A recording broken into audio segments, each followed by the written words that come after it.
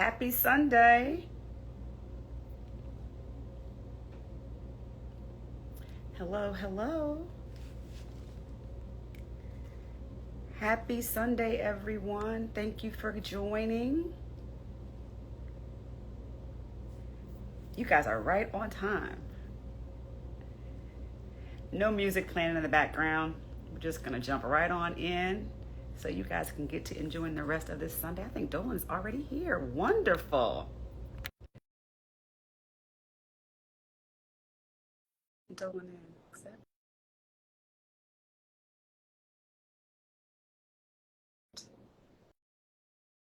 Hi there. I'm good. Okay, I'm just gonna get my Hello. camera right here. How are you? Take your time, get your camera right. Take your time.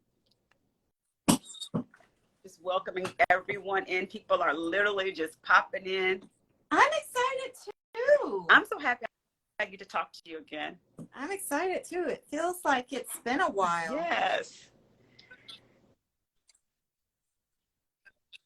Yeah. So we talked on Literary Wind Down over on Spines Minds when the book first came out. Yeah. So now it's time for the paperback edition out. Too. I'm so excited about I like that they kept the cover the same.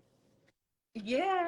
I'm good. Yeah. I'm exhausted, you know. So how are you doing? The paperback came out on April 4th and I've been traveling a lot. Sorry, I'm redoing my hair. It doesn't look too good in video. And I've just been going nonstop. So I'm a little tired, but it's good.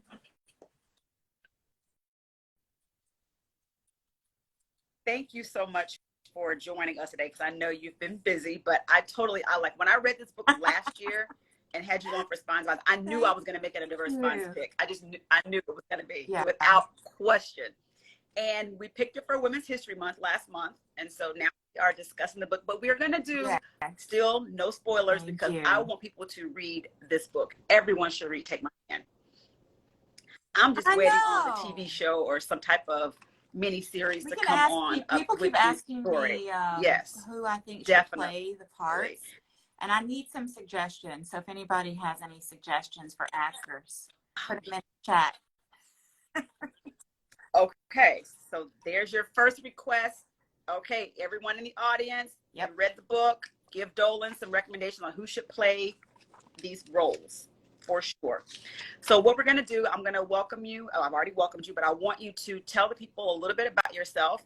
You guys, this is our March Spine of the Month book chat with Dolen Perkins-Valdez, the author of Take My Hand, which is now available in paperback. And I have to say this because I put it up here. If you haven't read Winch, you need to read Winch. It is incredible. It's like Take My Hand. And then she's also written Balm. Look at this cover. Is this not gorgeous? All your covers are absolutely stunning. But Winch was the debut. I highly recommend it. And you have to read. If you haven't read this, pick it up. There's a link to pick it up in our bookshop. But I'm going to turn it over to Dolen so she can tell everyone a little bit about herself. And then we're going to jump into the conversation. And, you know, as you mentioned, I'm on book number 3 now. My first book was published in 2010, the second one in 2015, and then the last one in 2022. So I've been averaging about 5 years between books, although the last gap was about 7. And I'm trying to change that.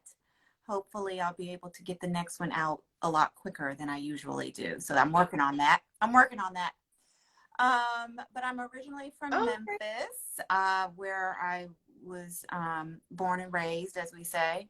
And I now live in DC. I've been in DC probably 20 something years now.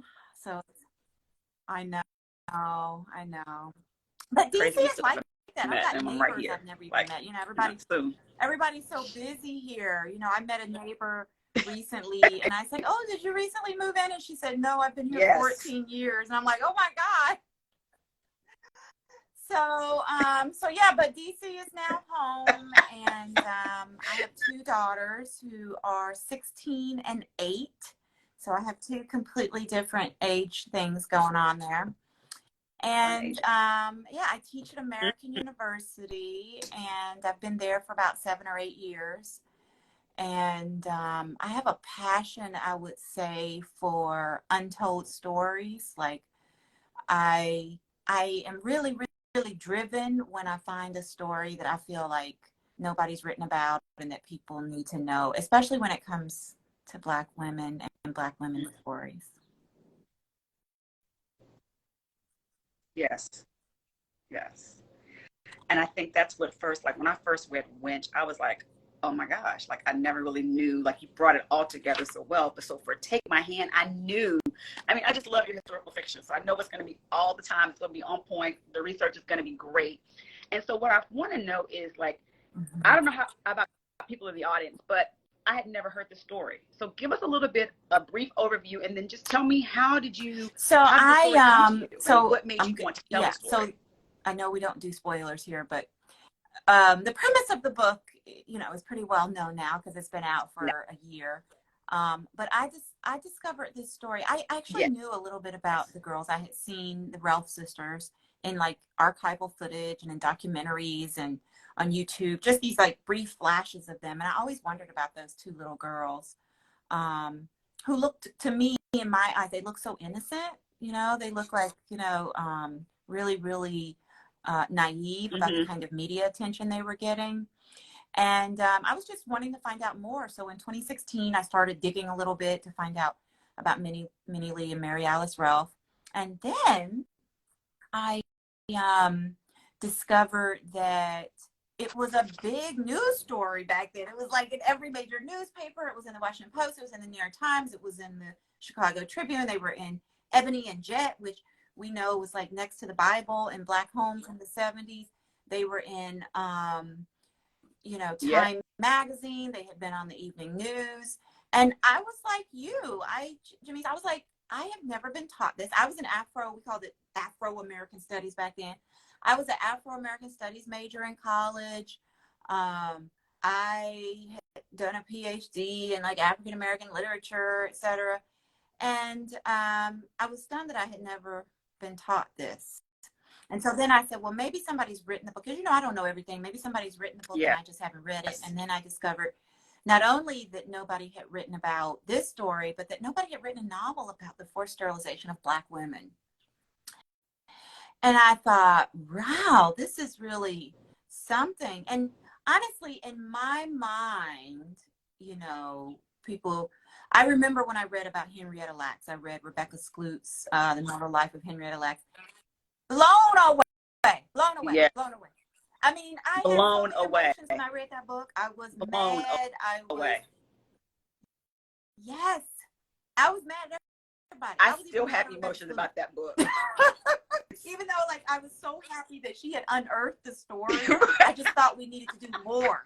Right. You know? And I really feel like this is the next Henrietta Lacks story, honestly, because those sisters, to me, are national heroines. They sacrificed so much for the country, for all of us, and we're never compensated, you know. And just like the Lacks family, right? They made all that money off of her, you know, magical, still making money. And, you know, at the time when that book was still published, making money, you know, they were still living in poverty. So I think this is our next Henrietta Lacks story in terms of like medical ethics. Yeah. The fact that they never said where the HeLa gene came from, that it was from a Black woman. They never said that. If you guys don't know what she's talking about the book, The Immortal Life of Henrietta Lacks by Rebecca Skloot. If you haven't read it, you need to read it. Well, a lot of times people forget. I forgot. Hand in hand, definitely. When this I'm sorry, go ahead. Out, you know, I wasn't really thinking about Henrietta Lacks, but then I remembered that they took those cells from Henrietta's ovaries. You know, so we're still in the realm of talking about like Black women's reproductive racism, reproductive integrity, right? We're talking about our reproductive organs being violated in both stories. And I hadn't really made that connection before, you know, like I read the book. I mean, you know, the book came out like a decade ago. Actually, the book came out like, I think the year after Winch came out.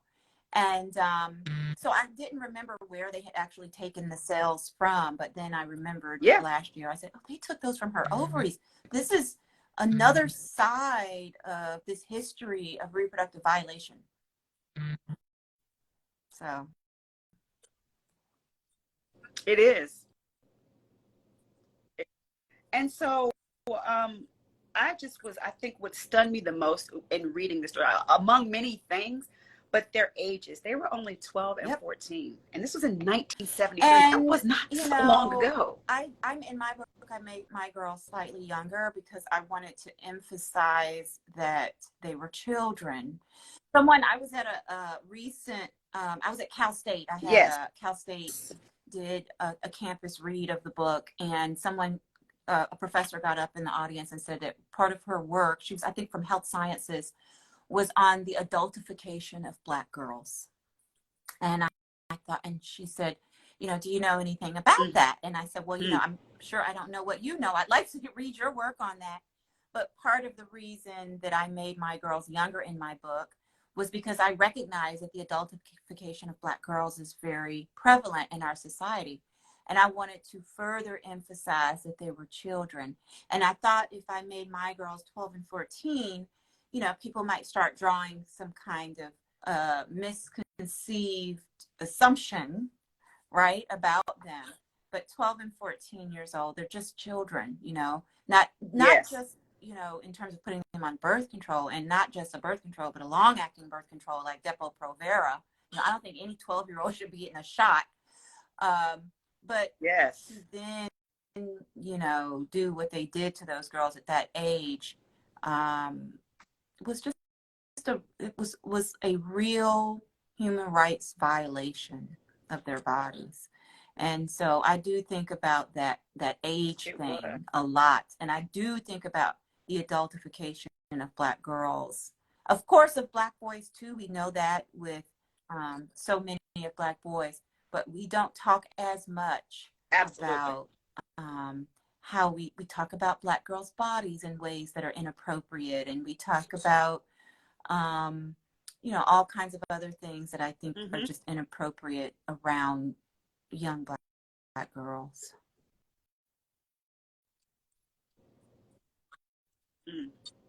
Yeah. And the protection that I mean, even from when they come up missing, that they just don't get the just due, you know, there. That's the it's thing. Nowhere near the what value it is for there. blonde white girls, right? Like in our society, blonde white girls are considered precious, right? And but why aren't we considered precious? Like we're precious too. Yes, absolutely. I'm right there with you. How long did it take you to write with all your research and everything? How long did it take you to write the story? I started about 5 it years? 7 years before it was published. I started it in 2000. I started in 2016. So, and then of course, I would say it took me 5 years. But you know, then you have to edit and all of that. Yes, absolutely. And so let's talk about, I don't think this is giving anything away, but let's just talk about what happened and how the story became national news, and talk about your protagonist in the story and what happened. You know, she's Miss Sybil. So in real life, I went down to Montgomery and I interviewed the lawyer in real life who's still alive, Joe Levin, who argued the case in federal court in 1973 and 74. And I spoke also with Jessie Bly, who was the family social worker who discovered what had happened to them. So in real life, Mrs. Bly, who's still alive as well, and who is also a national heroine, if you ask me, a senior Black woman who is, you know, no nonsense. I could just imagine what kind of social worker she was, but like cares and loves deeply, you know, and will do anything for you. And she discovered what had happened. And she told me, she said, Dolen, I was so angry. I saw bulls. I just remember she said that she saw bulls behind her eyes, which I just, you know, I could feel that rage, you know, when she shared that with me. And so her husband was in the military, and she went to her husband and told him, and he said, why don't you go to my commanding officer and see what he says? And she went to his commanding officer on the base, and he recommended this young Jewish civil rights attorney in town who was at the time 30 years old, And she went to Joe Levin's office, and she said, Wow. I'm here to see Mr. Levin, and they say he's not here. And she said, I'll wait. And she sat in the waiting room and waited for him all day. He couldn't say no to Mrs. Bly. Like, I could just tell, you know, she was like one of those kind of women you just don't say no to. I can only imagine. You don't disrespect. The same, I can tell. Okay.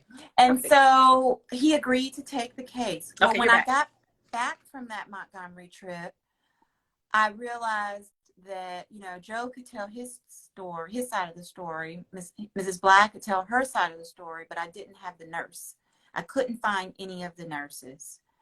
Recently, actually, a couple of weeks ago, when the paperback came out, the Montgomery Advertiser ran a front page article about the book. And my hope is that somebody in the community who's still alive, who worked at that clinic, will reach out to me.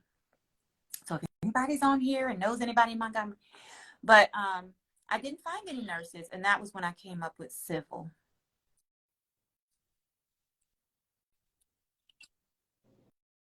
Mm-hmm. And I think that's what I had a hard time with, was that the nurses, because some of them knew, you know, what was going on. But like we've talked about this before, and this is not giving anything away. If you could just expound on what you think, because you haven't found any of the nurses, and I know you came up with civil, but how difficult was it for them during that time? Yeah, you know, I was talking about. Or was it difficult? I mean, they wanted to keep their jobs. I don't know. My brain is not sorting out all of my different talks, but we were talking about the risk of speaking up, the very, very real, and how that continues to this day. And we were talking about how when you are working a job and you see something that isn't right and you speak out about it, there's a real risk to that.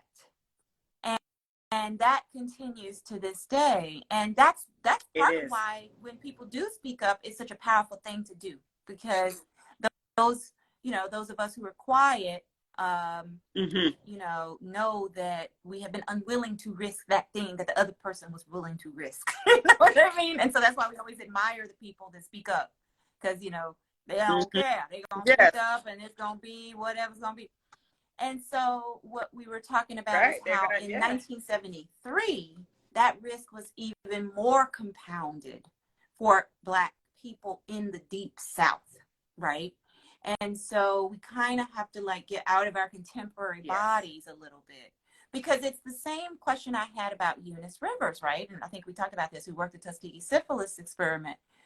But there were over 3,000 of these government clinics, is what I call them, in the U.S. in the 1970s. And a lot of them were in low-income neighborhoods, and they, you know, employed Black nurses when they wanted to gain the trust of a Black neighborhood. And they were good jobs. And they were the kind of jobs that you could raise a family on, you know? And so I just think in my heart of hearts, I want to forgive those nurses, you know, I really do, because it's more like I don't want to stand in judgment of them, but at the same time, I know that after all of this went down, they had to live with themselves. You know, they had to live with themselves. So they really don't need me coming along saying, what were you thinking? You know, they know what they did, and they know, you know, and that's why I'm so, I don't know, I'm just so in awe of these young people. Like, I'm from Memphis, right? And so I've been thinking about the Tennessee Three. Okay, so I was going to bring it up, because in my family's from Middle Tennessee. So you knew I call them Tennessee too. But, you know, that's but Tennessee too. Yes. The third one, right? Where I went to college. And so yes, just their bravery, and because this is what I was thinking. I was talking to somebody about them. I said, the stress they must be under. People think it's all, you know, fun and stuff to be in the national spotlight like that, but that's a lot of stress. And so I think about them and what they A were lot of willing to stress. risk by marching with those young people, and they put it on the line.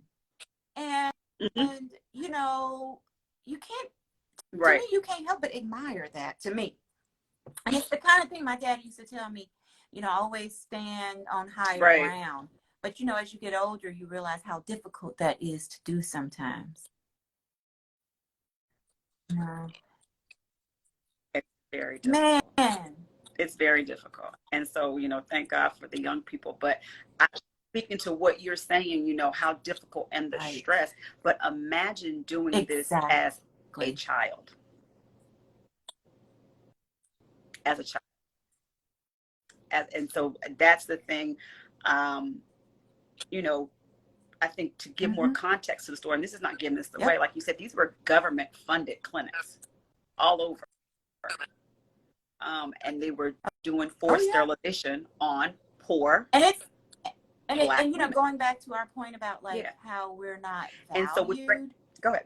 It was then swept under the rug. It was like our bodies were disposable. And some of those women are still alive today. And yet not only do we not talk about it, they've never been issued an apology. There's never been a public, and it's like it didn't matter. So. Yeah. Yes. Right. So, you know, which brings me to, I mean, I just go on and on about this book. I think it should be in every school. I think everyone should read this book, because here we are in a position now. We talked about this last year. I think it's gotten progressively worse as we've now with this year, the banning of books and hiding history and retelling history or whitewashing history. It's like, you know, what else is out there that we don't know? Right? First thing. And then what a blessing it is to have authors and people like you who are unearthing these stories that at 52, I did not know anything. That's okay. That's how you feel right now. I'm 2 years behind. 54. Oh my God. I'm like 2 years behind. But I did not know anything about this story. And I think back to, like you brought up Henrietta Lacks, it's like, I remember at that time when I read the book, my kids were still in school, and I'm thinking, they're in science class, they're in history class, and this woman's not mentioned anywhere. And her cells were the basis of all types people of went around saying Gila and didn't even know what name it was from. And so, and had no idea. The polio vaccination. I mean, think about that. And so you're sharing her cells all around the country, shipping it all here, there, and the other, and you literally are making money off of it. And her family is right in Baltimore, didn't make a dime off of it, right? And so my question to you is, you know, well, you know, the importance of telling our own stories. Henrietta Lacks story is that should have been a good story. You know, because those self-replicating cells that she had were amazing. You know, she should have been in every textbook. She should have been, you know, her family should have been wealthy. Right. And they should have been heralded as the descendants of the great Henrietta Lacks. You know what I'm saying? That story actually should have been the opposite. And instead, absolutely. You know, it was turned into a tragic story. I think, you know, one reason we have to tell these stories, I'll tell you this. So Rebecca Skloot told that Henrietta Lacks story and told it brilliantly. I loved just not only that she uncovered it, but the book was just a good read. Like, she wrote a good book. You know, and it's not easy to write a good book. It's a really good book. It was. And I remember she did. It was a great book. I was in Chicago researching for Baum, I had lunch with this retired Black history professor. And I remember at the end of the lunch, he sat back and he said to me, you know, you all right. You doing what the white girls do.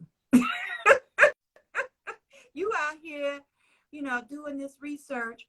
you doing? You doing with the white girls? And that struck me. I couldn't get that out of my head, because what I think he was saying was that, historically speaking, if you think about even like, where we're from, Tennessee, which is not far from like the Mississippi Delta, the home of the blues, right?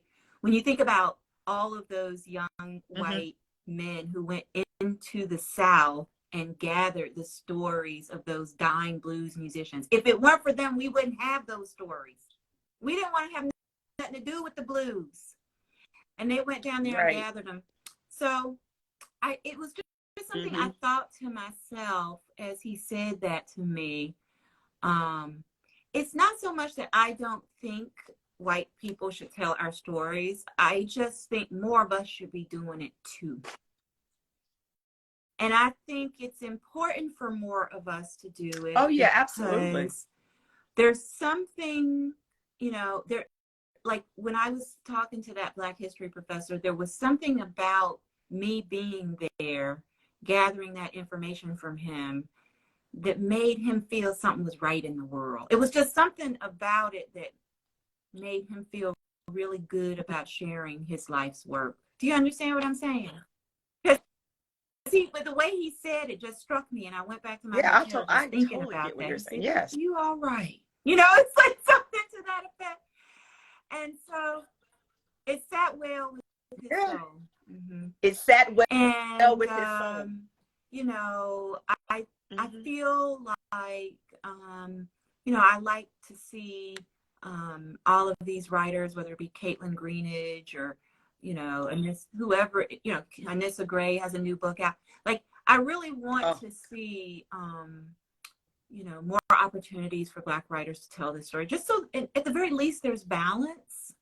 And also because, there's something about honoring our ancestors and, and the connection of that does something for us. It doesn't only do something for a reader to look in the cover and see my face. It does something for me to be able to carry this story and to say, I mess up a lot of things, but at least I did something good by the Relf sisters. You know what I'm saying? It's like, and I think to myself, I wish my daddy were alive. Not only for them, but for us. He would have been proud about this one. You know what I mean? So, and it would have been something my grandmother would have been proud about. There's just something to that, and there's, I'll also say, like, for people listening, there's good stories too. I mean, that need to be told. Somebody just called me the other day, because people always giving me stories to write, which I can't write them all, but they were telling me about this orphans home that was in existence for a large part of the 20th century in Virginia, in rural Virginia, that this Black couple owned. And they cared for hundreds and hundreds of orphans, Black orphans. And the story is beautiful. And he even sent me a picture of the couple. And I just thought, wow, that's a story. Now that's a feel-good story, that somebody ought to write about, I don't know what the story would be, but it still sounds like it could be a book, especially if there's more information there. So. Yeah, that reminds me of when I was speaking with Sadiqa Johnson, when she's talking about the House of Eve and having unwed pregnant women. She goes, now I wonder where the Black girls went during that time. They always talked about they had homes for the white girls. But where, at grandma's and I said, well, typically the unwed Black ones went south and had the babies and then came back without the baby, right? But there were places, and there was one that she discovered here in DC. There was places. So let's talk about, because you talked about the trauma inflicted on Black women, specifically in this book, and then I think about even now, because every time I look up, I'm reading something about specifically Black women dying during childbirth, our not being just totally, our pain is not pain, so to speak, and the level of care. The mortality rate, giving birth is growing. And so can you talk a little, it's growing. And it's very sad. You're going in for a time, a happy time. This is a good time to be not talking about this because we're at the close of Black Maternal Health Week, right?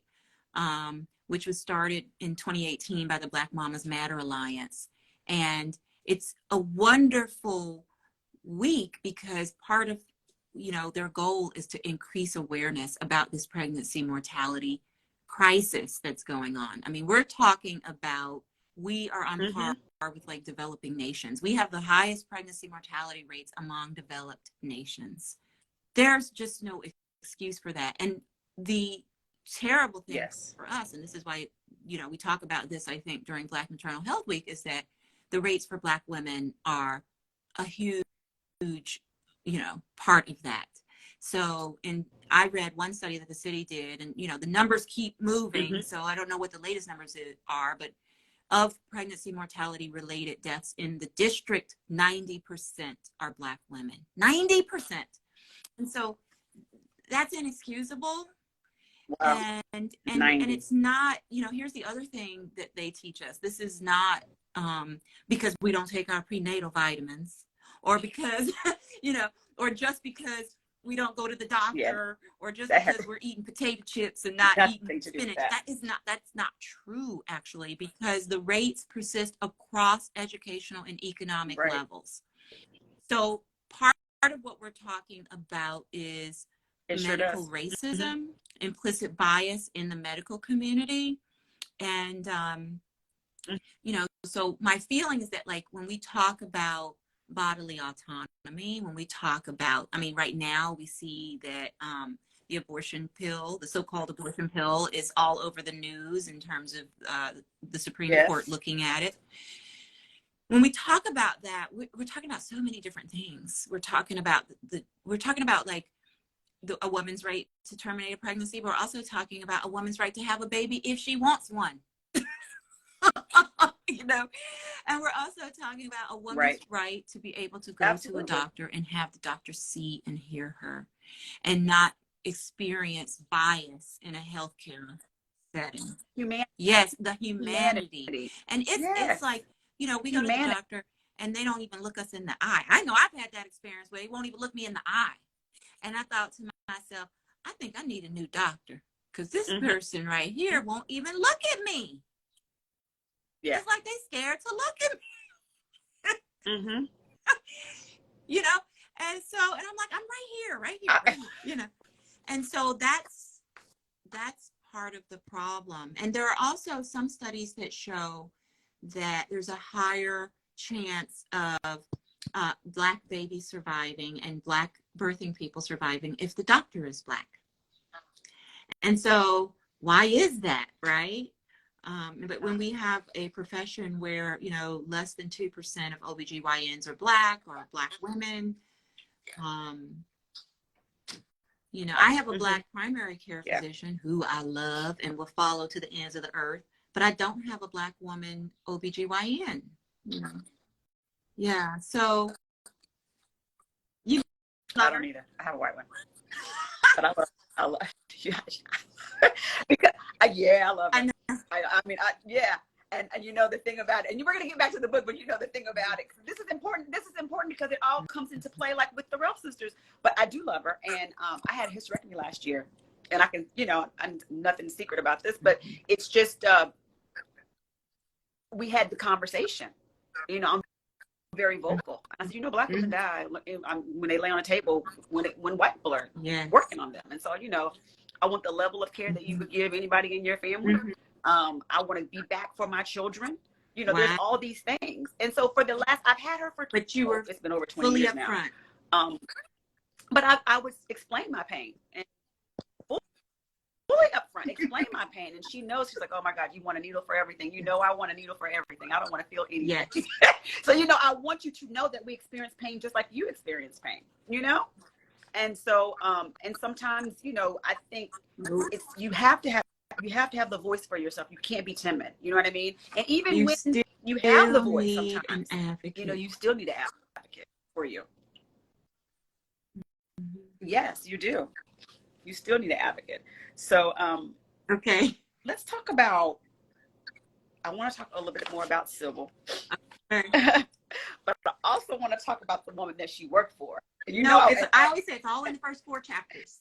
And this is not giving anything away, but can you just talk about all in the first. It's not giving anything away, but you know, we talked about this last time. Yes. I can't. Like it's not in my notes, but the woman's daughter. Yeah. It's like she wanted to redeem her mom. And can we talk about that? You know, is there redemption, you know, for this woman who was you know, yeah. You know, I don't know. I'm not God. You know, it's very hard to say. Mm-hmm. I would just say that, you know, I was very intrigued by this notion of how the descendants of people who did things like murder Medgar Evers and murder Martin Luther King Jr. or murder, you know, Absolutely. I was just very curious. I mean, because I know that people have contended with being the descendants of enslavers, but what if it's more recent? Mm-hmm.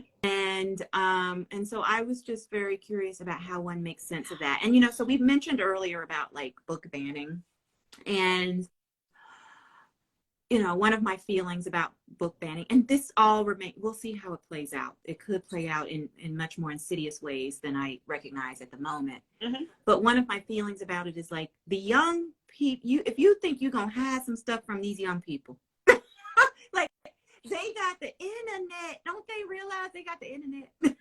Not happening. They got TikTok. Everything is on TikTok. I don't know. I'm not on TikTok. Yeah. But my point is that like you're banning books is really just another form of virtue signaling, and really to me won't change the fact that young people are gonna get the information if they want it, and so they are making them want it. You're making them want it. Yes. Like they're making them want it because they're wondering, that's right. Why are you doing this? Making them want it. Why don't you want me to see it? Why are you? They're book, making them want to. Mrs. Seeger's, you know, granddaughters, right? She's got the daughter who Sybil has coffee with, but I think one of her nieces, if I remember the book correctly, has dug it up on the internet or something and wants to know about her grandmother. And I feel like these young people got questions. Mm-hmm. They got questions about, and you can't, as a family, years ago. You can't just pretend certain things didn't happen. And especially because this had so much media coverage, surely imagine some grandchild or great grandchild, the actual woman who supervised at the clinic is deceased now, but surely some grandchild or great grandchild is out there reading that story in the Montgomery Advertiser. Huh? I wish they would come and find I've been you. very curious. And I would wish be very open to talking come to and them find about you that. or have read this book. Yeah. Or do they even know that it was their grandmother? Like when they see, like if they're still in Montgomery and they see this book, do they even know that part of history was intertwined with their family? Name is all over the, I mean, not the grandmother, but the head nurse. She's somebody's grandmother because she did, when I read her obituary, she had like 4 adult children, I think. So her name is all, I mean, if they do just a little search of the Montgomery Advertiser, they'll find her. But it doesn't mean that it's their, it doesn't mean that it's their legacy. You know what I mean? It's like, they, you know what I mean? And that's why I was trying to get with this daughter. But the daughter also is like, please tell me that my mother was a good person and da-da-da-da. And Sybil can't say that. Right. Mm-hmm. She can't. I don't think I would be able to say it either, though. Yeah. Mm-hmm. If I'm working in the field and I'm seeing these things happen and then your daughter wants, I think it's just, for me, when I was reading the book, I thought, wow, you know, she wants this for her. Not even if she didn't believe it to be true. It was just for, and so for her conscience, part of her realization, to clear her mind. Like, that's tormenting, because in a way that daughter already knows the answer, doesn't she? Already knows the answer, and that's why Sybil knows, like to the extent, you know, Mrs. Seeger, you know, hurt herself, she hurt her children even more.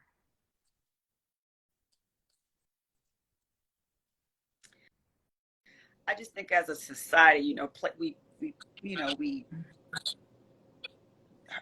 these children's family, they were poor. Their dad Mm-hmm. really couldn't read. I mean, it was just, we prey on the vulnerable. And so that's why I think it's so important. I tell everybody, I have a list of books. I'm like telling everybody that they should read. I love historical fiction. So I have to read Take My Hand. It's like, it's so good. So let's talk about, what was the impact on you writing this book? Like, how do you heal from writing a story like this? The journey sure was long, and just writing this had to really be never not easy. And when so you're writing some of these darker moments, but I'm always so driven and so determined. And, I felt like this had been swept under the rug, and I was pulling the rug back. And I had to do that. I was on a mission, and I know other writers who do this, but literally, periodically, when I'm writing something like this, I'll like email a draft to somebody just in case something happens to me. It's like, if something happens to me, see if they can salvage this draft. Because that's how driven I am to like please get this word out. The story, right? And it's not like if you were to Google the Rell Sisters, it's all over the internet. It's not like you can't find it. It's just, I feel like fiction gives us a vehicle that's different than just Googling something, right? The way that it reaches people, it's just different. It's like, even like, we were joking about a movie. We're not joking, kind of joking, halfway joking about a movie. Yeah. No, we're not joking. No, we're not joking. We want the movie. Someone gave if you guys have any questions, put them in the comment box, because we're not going to be here too much longer. But Dolen wants to know who should, this is going to become a movie eventually. We're putting it up in the sky. And we want to know who should be the actors and actresses for this movie. I would love for Viola Davis Someone put one to produce it, and I would love for her to be the older Sybil, because I would imagine Harper if they Sybil, do right? something on TV or something, they'll develop that contemporary storyline just a little bit more. Oh, someone said Kofi should play the girl's dad. Kofi from Queen Sugar, right?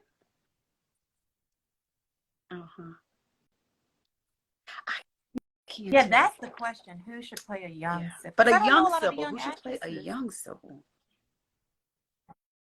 If anybody has any ideas, let me think on that. Yeah. So, you mentioned you were working on something. I know you probably can't share. Well, I can just say it's set in North Carolina. I don't know. What can you share? I've been doing a lot of travel back and forth to North Carolina. And, North Carolina, I like it. It's intriguing. I could live there. I could really live. Yeah. Really? I think that's where I read I can't remember the name of the book, but I read about a sterilization story, and it was based in North Carolina. Sterilizing, and it's one of the two states that, or three states, I should say, that have actually provided compensation to the victims. Now, my understanding is there are 9 states. Now, this is sterilization at the state level that have issued formal apologies, 9 states. But in terms of states that have issued money, North Carolina, Virginia, and California are the only 3.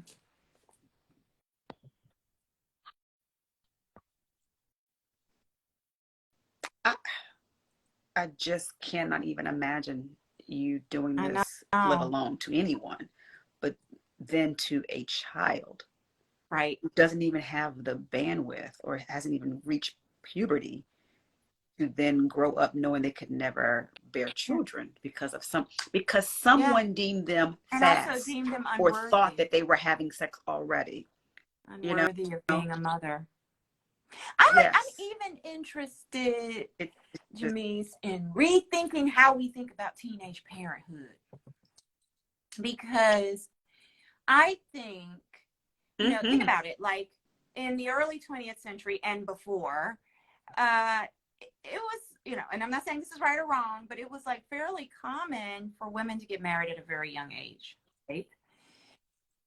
to very older men. And as we began Yes. to think To very older men. about, you know, 18 being that sort of legal age, although I think there are some states where you can legally get married before 18, we began to sort of demonize teenage pregnancy, unwed motherhood, and that all just coincided with what was happening for Black people in the country.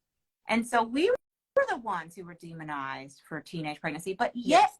we made a way. Like, I know in my family, you know, there were teenage mothers who did okay. They had their mothers to help, and they had, you know, extended family members, and they were able to finish high school. Some were able to go to college. It's not easy, but it's possible if you have a community to help you, right? And so we really have to contextualize teenage motherhood. It just depends. And so in the book, that's one of the reasons why I have Civil understand that they have this extended family that has this big house in the country. And she's surprised by that. But why are you surprised by that? People have family. I mean, you know, you can walk up to any person who's living on the street and they got family somewhere, you know. So my point is that I really even want to rethink the notion that we need to be driving down rates of teenage pregnancy. Maybe what we need to be doing is thinking about how we can support pregnant teens, how we can provide, you know, childcare for pregnant teens, how we can make sure, you know, they are getting perinatal care, right? How we can, in our school systems. I mean, I know there's a high school I visit in DC that has a whole network set up for parenting teens in the school, right? They have classes for them. They have like breastfeeding classes. They have a whole sort of support system for parenting teens. Maybe that's the answer. I just don't think we should be demonizing, you know, a 16-year-old who gets pregnant. I don't think we should do that.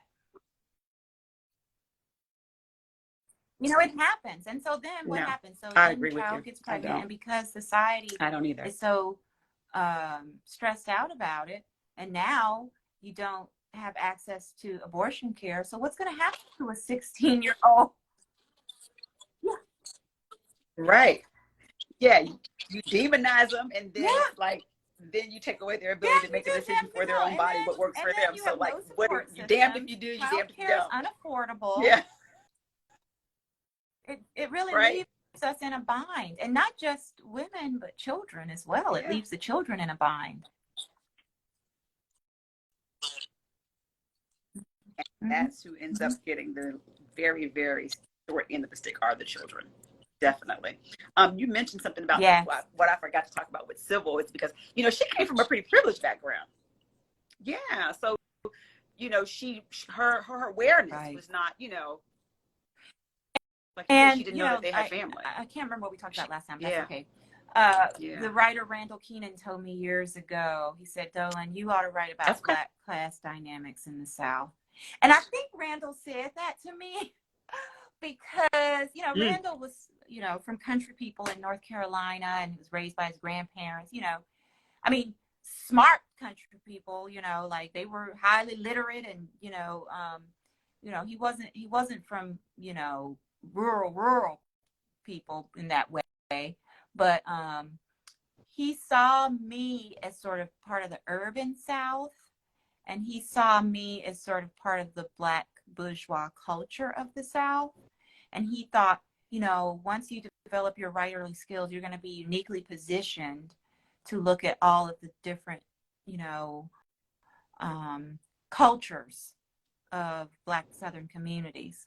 And I never really knew at the time what he meant, and I didn't know what that book would look like. But I never forgot that he told me that. And he was so wise, and he didn't give you advice often. You know, he wasn't like a preachy kind of person. So when he gave you advice, you kind of took it with you. And when I started writing this book, I said, you know, this is it, because Civil has got to be from a different socioeconomic strata than the girls. And how do I heighten that?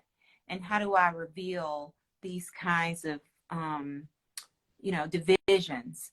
And Sybil's daddy reminds me a lot of my daddy. Like when he tells her, when you get over to their house, don't get out of the car. She's like, well, Daddy, how am I supposed to get a shot if I don't get out of the car? And just don't get it. That sounded like something my daddy would say.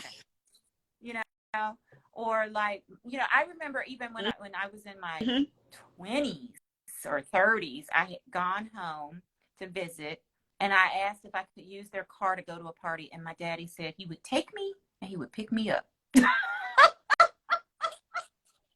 was like, Daddy, that sounds about right. And girl, he took me and he came back and he picked me up.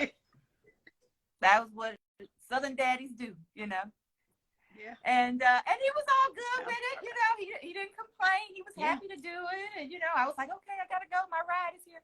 But my point is that, you know, I do sort of. And then when I looked it up, I saw that like the Boule, which is a private Black fraternity that a lot of people don't know about.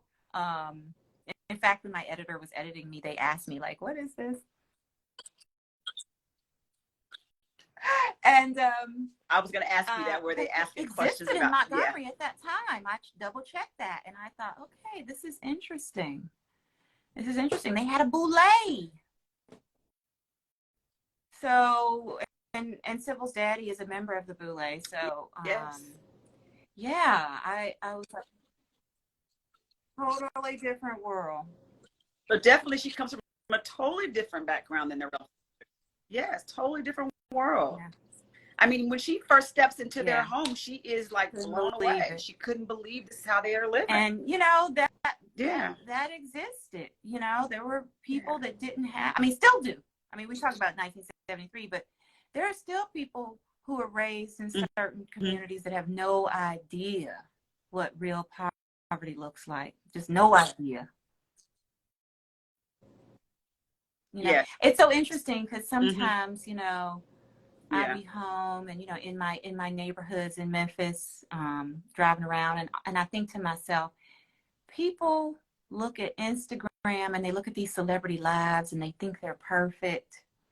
I mean, I just think there's such a disconnect between like the imagery of celebrity culture on social media and the ways in which most people live, that it just it can't be good for our souls. You understand what I mean? Like, it just can't be good. And I just think to myself, you're a little girl, you know, and there's nothing wrong with grandmama's house. Grandmama's house may not look like an Instagram worthy picture, but you know, it's a hot meal on that table, and you know, grandma, you know, you always welcome, and you go in the house and it always smells like something on the stove, and you know, it's nothing wrong with that, but it's not Instagram worthy in terms of taking a picture, but it's a beautiful place. Yeah. It's just a false sense of reality of what has value and what doesn't. Yeah, it is. It is. This has been such a great. I mean, every time I talk to you, I know, I love it. I wish we could do it for longer. It's always a good conversation. I know. We will. I know, but we're eventually going to meet somewhere, some book event or something, or some dinner, or something at some point.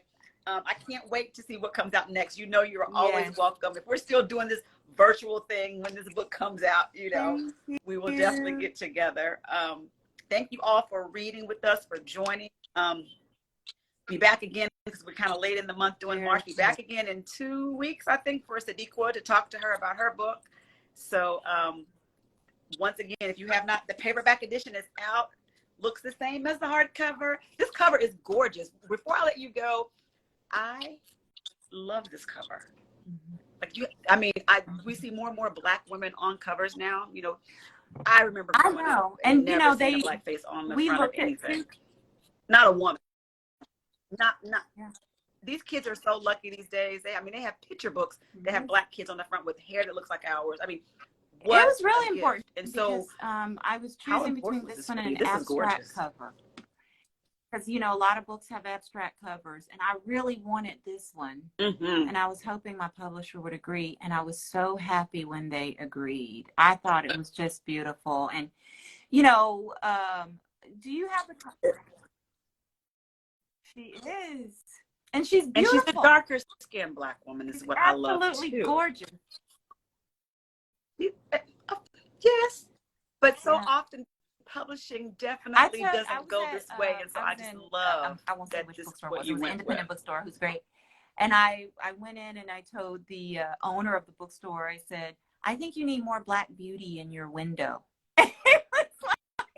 And he was like, what? I was like, you need more Black beauty. And I went and got my book and I put it in the window and I said, there, it's fixed. I mean, because literally, like, having that representation in a bookstore window matters. Yes. I know if I'm walking past a bookstore and I see a book with a Black woman on the cover, I go inside. It does. It is. Yes. Yeah. Right. But far too often, it's a different conversation for a different day, but far too often they think Black people don't read. Yeah. So and that's the value of a cover that's like a that, different right? conversation for a different day. But yes, this it's is not gorgeous. ambiguous about what it's a, you know, it's like, yeah. Absolutely.